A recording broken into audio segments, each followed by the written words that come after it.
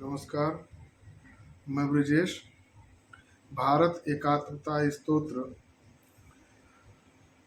खंड 9 श्लोक 17 के साथ आप सबके सम्मुख उपस्थित हुआ हूँ।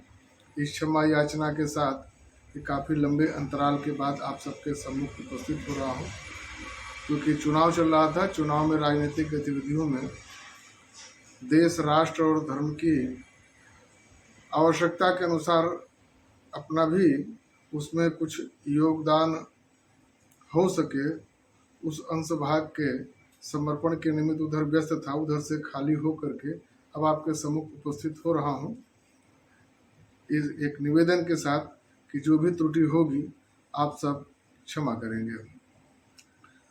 17वां श्लोक इस प्रकार है, जिसमें कुछ महापुरुषों के विषय में चर्चा करेंगे।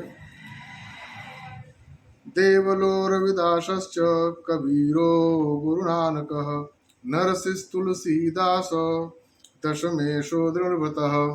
यानी इसमें देवल, रविदास, कबीर, गुरु नानक, नरसिंह, तुलसीदास तथा गुरु गोविंद सिंह, जिसको दशमेश की उपाधि भी दी गई है, इस नाते उनके विषय में भी चर्चा इसमें हम करेंगे।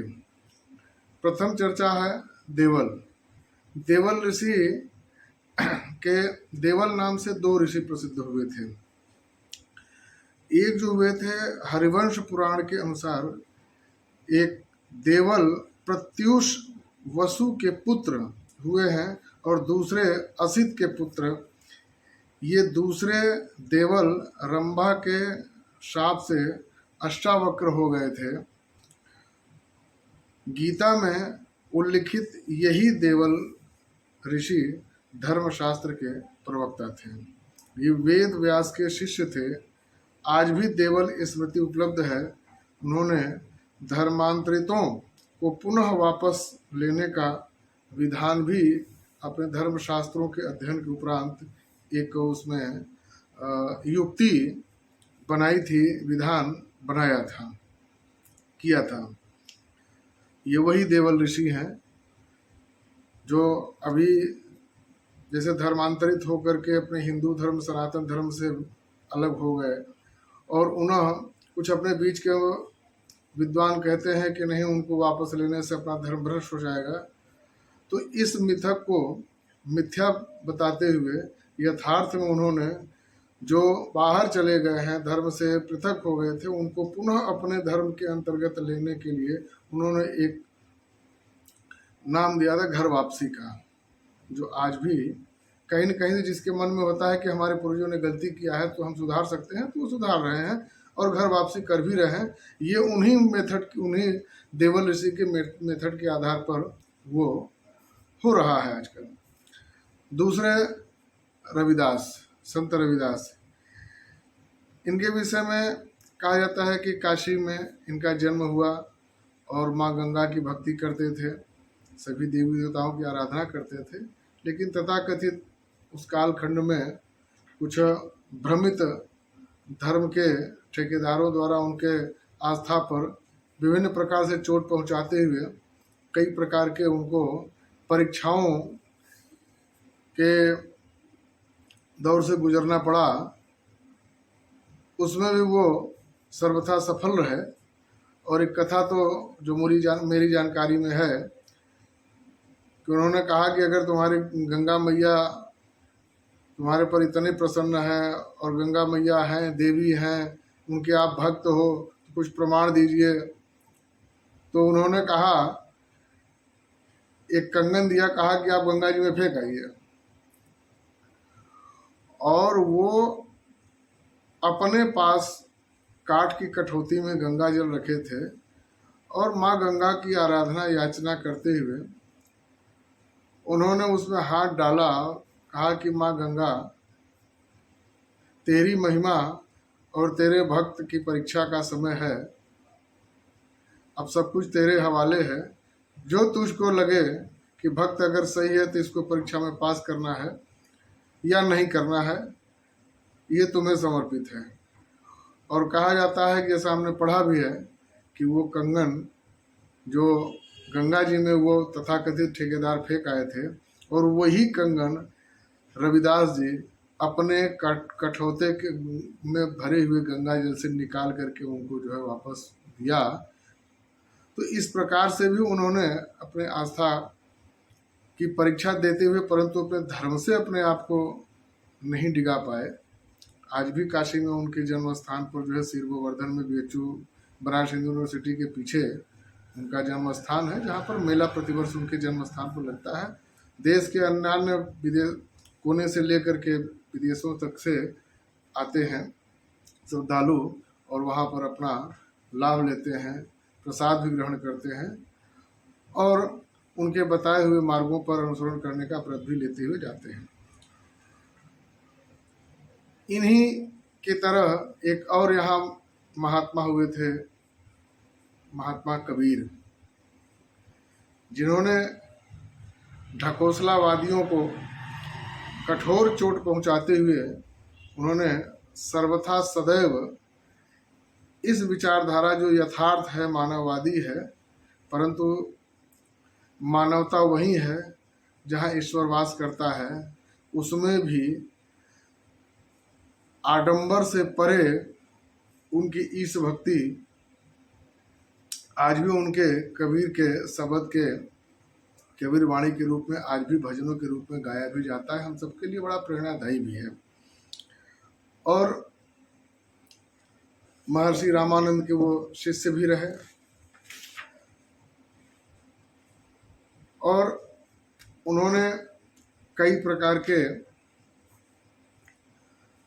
उन्होंने साखी यानी दोहे, जो अपने में दोहा कहा जाता है कबीर भाषा कबीर पंथी में, उसको साखी बोलते हैं, पद रचे जो लोक में दूर दूर तक व्याप्त हो गए।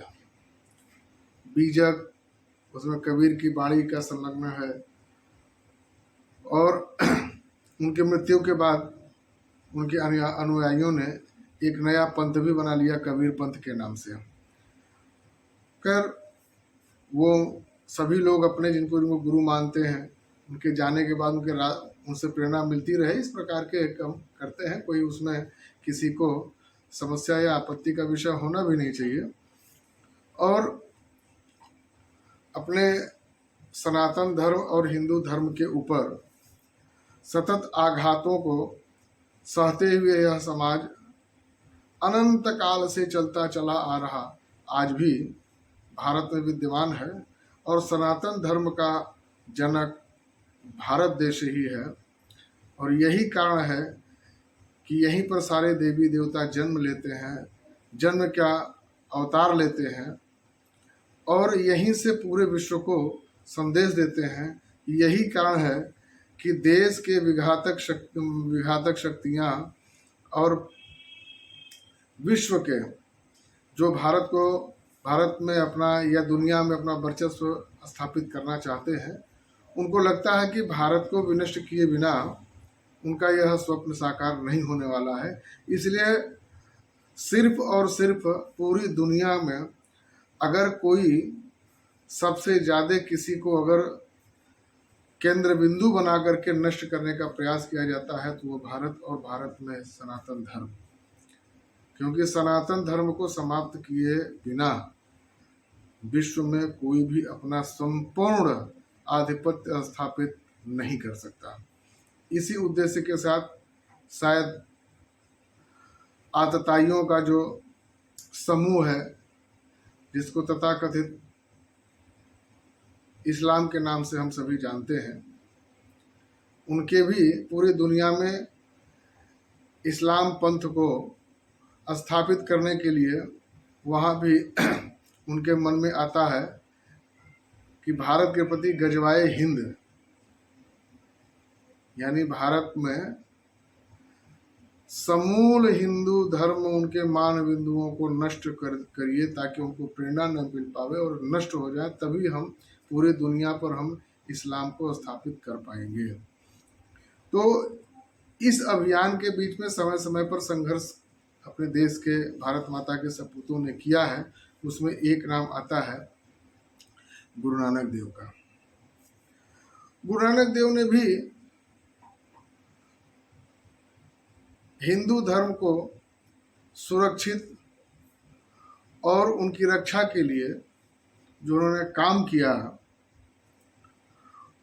और उन्होंने एक गुरु ग्रंथ वाणी नाम से पुस्तक भी लिखी, जो आज भी उनके बाद जो है कोई एक तरह से मूर्ति के रूप में पूजना नहीं, उन्होंने कहा कि नहीं अब संकेत रूप में ही यहाँ पूजा होगी। तो गुरु ग्रंथ साहिब का जो सिख पंथ के अनुयायी हैं वो उनकी पूजा आराधना करते हैं। और उस गुरु ग्रंथ में भी जो है वो अपने सनातन धर्म से संबंधित जितने भी ग्रंथ हैं, पुराण हैं, उपनिषद है, वेद हैं, उनसे ही लिया हुआ जो प्रेरक हो उनके समाज के लिए, हिंदू धर्म की रक्षा के लिए, उसके प्रति सबका श्रद्धा रहे और यह विस्तार हो सके, समृद्ध हो सके, इस नाते भी वो उसमें कुछ अंश ले करके गुरु ग्रंथ साहिब की रचना उन्होंने किया। कुछ उसमें अपना भी अनुभव के आधार पर उन्होंने रखा होगा, परंतु इसके अतिरिक्त भी गुरु ग्रंथ साहब में भी कहीं भी किसी भी वाणी में, किसी भी वाक्य में आज भी कोई प्रश्नवाचक चिन्ह नहीं लगता, इसलिए कि काफी मनन चिंतन के बाद ही गुरु ग्रंथ साहिब का लेखन, रचना हुआ है। इसीलिए हम सब के लिए भी वह श्रद्धा और आस्था का विषय भी गुरु ग्रंथ साहब हम सब के लिए भी है। और भक्तों की चर्चा करें तो भक्त में एक नरसी नाम के भी भक्त की भी चर्चा इस श्लोक में है।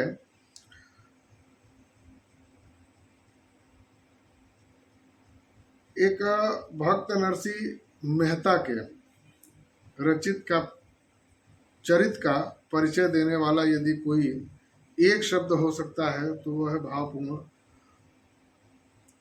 भगवत विश्वास। इनका जन्म काठियावाड़ प्रांत के जूनागढ़ राज्य में हुआ। ये वैष्णव का प्रिय भजन, वैष्णव जन तो तेणे कहिए, जे पीर पराई जाने रे, जो महात्मा गांधी भी अपने भजनों में इस भजन को हमेशा गुनगुनाया करते थे, अपने अनुयायियों को, अपने प्रशंसकों के बीच में हम सदैव दोहराया करते थे, जिससे बड़ा प्रेरणा भी मिलता है। और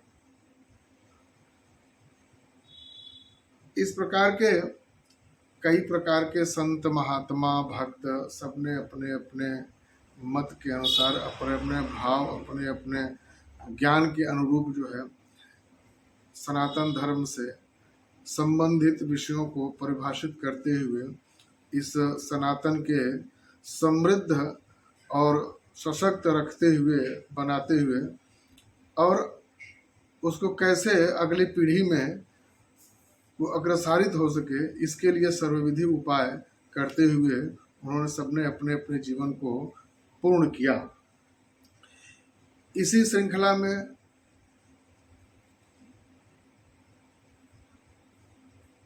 गोस्वामी तुलसीदास जी की अगर चर्चा न हो तो ये संभवतः न्याय नहीं होगा, जो जिन्होंने एक ऐसे पुस्तक की रचना की जो संपूर्ण भारत ही नहीं, संपूर्ण विश्व, या ये कहिए कि संपूर्ण ब्रह्मांड में सर्वस्पर्शी, सर्वव्यापी हो गया। और मानव होते हुए भी इस प्रकार के उन्होंने पुस्तक की रचना की, जिसको प्रमाणित करने के लिए स्वयं भगवान भोलेनाथ को उपस्थित होकर प्रमाणित करना पड़ा कि नहीं, इसमें कुछ भी अनर्गल नहीं है और ये इसमें सभी तथ्य सत्य हैं और ये सही है, और इसका जो लेखन है वह समाज के लिए काफ़ी अत्यंत लाभदायी सिद्ध होगा। और जो अपने धर्म को नज़दीक से समझने के लिए, और जीवन अपना जो है हिंदू धर्म का में जन्म लेने वाला, ये कहिए कि इस पृथ्वी पर जन्म लेने वाला, उसका जीवन कैसे मर्यादित हो, मर्यादापूर्ण हो, ऐसे ही मर्यादाओं की सिद्धि के लिए, यानी मर्यादा पूर्ण सिद्ध होते हुए मनुष्य अपने जीवन को पूर्ण कर सके, ऐसे ही जीवन प्रणाली को प्रदर्शित करते हुए गोस्वामी तुलसीदास जी ने प्रभु श्री राम के जीवन पर आधारित रामचरितमानस की रचना की। उनको प्रेरणा तो मिली प्रभु राम से, भगवान भोलेनाथ से, लेकिन उनका ये अध्ययन जो हुआ महर्षि वाल्मीकि द्वारा रचित रामायण से। रामायण से उन विषयों, उन बिंदुओं को रामचरितमानस में लेकर के गोस्वामी तुलसीदास जी ने लिया। और वो लिया क्या, जैसा कि रामचरितमानस में भी है, लोकोक्तियों के अनुसार भी ये कहा जाता है कि हनुमान जी ने उनको सुनाया कथा के रूप में, और तुलसीदास जी ने लेखन किया। यानी ये कह सकते हैं कि रामचरितमानस के रचयिता राम भक्त प्रभु हनुमान हैं और लेखक हैं गोस्वामी तुलसीदास जी। ना तो रामचरितमानस के विषय में किसी को अत्यधिक बताना है, क्योंकि वो बताना सूर्य को दीपक दिखाने के समान होगा।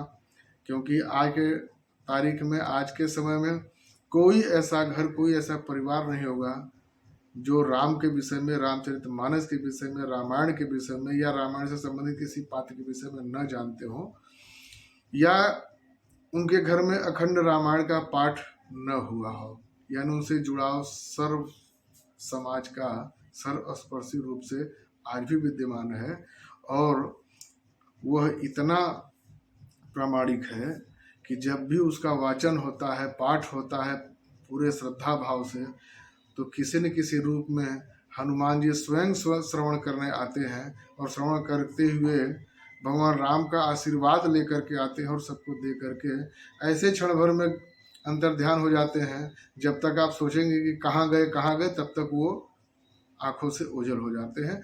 तो इस प्रकार की रचना, और हम सबको एक कालजयी ग्रंथ के रूप में अगर एक पुस्तक देने का या रचना करने का जो कार्य किया है, वो गोस्वामी तुलसीदास जी ने किया है। और उनके विषय में भी बहुत कुछ, उनके सन्यास आश्रम में प्रवेश से पहले उनके गृहस्थ आश्रम में की बहुत सी कथाएं हैं, सभी लोग जानते हैं। कुछ नहीं जानते हैं तो अब इतना ही मात्र से आप सबके अंदर जिज्ञासा हो गई कि तुलसीदास जी के जीवन के विषय में भी आप सबको पढ़ना चाहिए, अध्ययन करना चाहिए, कि वह व्यक्ति यहाँ जहाँ पहुँच करके रामचरितमानस जैसे पुस्तक की, महान ग्रंथ की रचना कर सकता हो, तो व्यक्ति जीवन में क्या क्या कठिनाइयों को झेला होगा, और कुछ न कुछ अपने जीवन में कुछ कठिनाइयों को कैसे सरल रूप में उन्होंने ग्राह्य किया होगा, और तब जाके उस अनुभवों के आधार पर इस पुस्तक के विषय में अपने रचना की है। अब इसके बाद आते हैं दशमेश, जिन्हें गुरु गोविंद सिंह को भी दशमेश उपाधि दी गई है, और युगाप्त 4767 से 4809, यानी 1666 ईस्वी से 1708 ईस्वी तक, यानी उनका जन्म जो हुआ था ईसाई वर्ष के अनुसार 1666 में, अपने भारतीय कैलेंडर के अनुसार 4767 में, और जिनका देहांत युगाब्द 4809 में और ईसाई वर्ष के अनुसार 1708 में हुआ था। और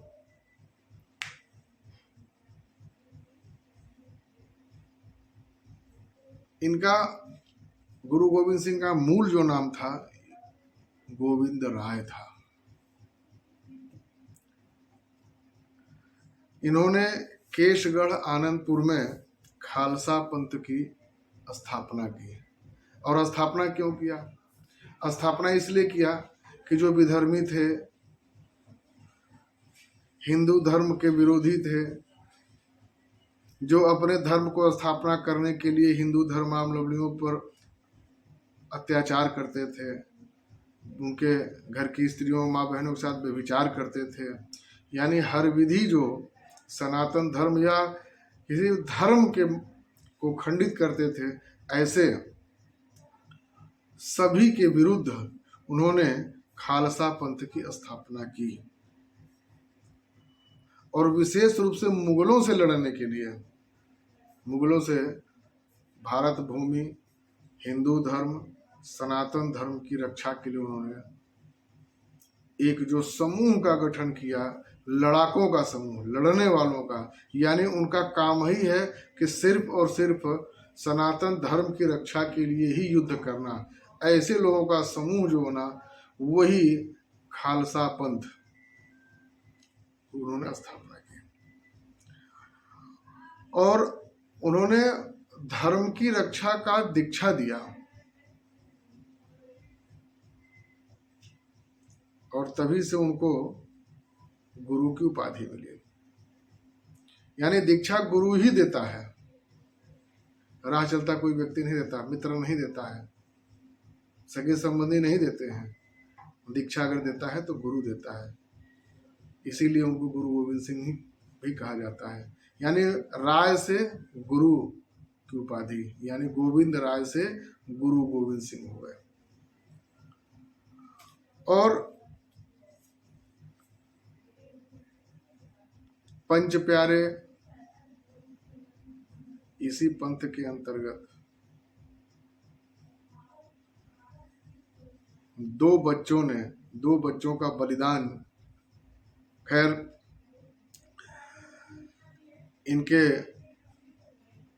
इनके समेत सभी पुत्रों को धर्म परिवर्तन का जो दबाव बना, यातनाएं दी गई, हत्या कर दिया गया, परंतु दो बालक फतेह सिंह और जोरावर सिंह, इन दोनों बालकों का बलिदान वास्तव में हृदय से लेकर के आत्मा तक झकझोर देता है। छोटे छोटे बालकों को जब कहा गया कि या तो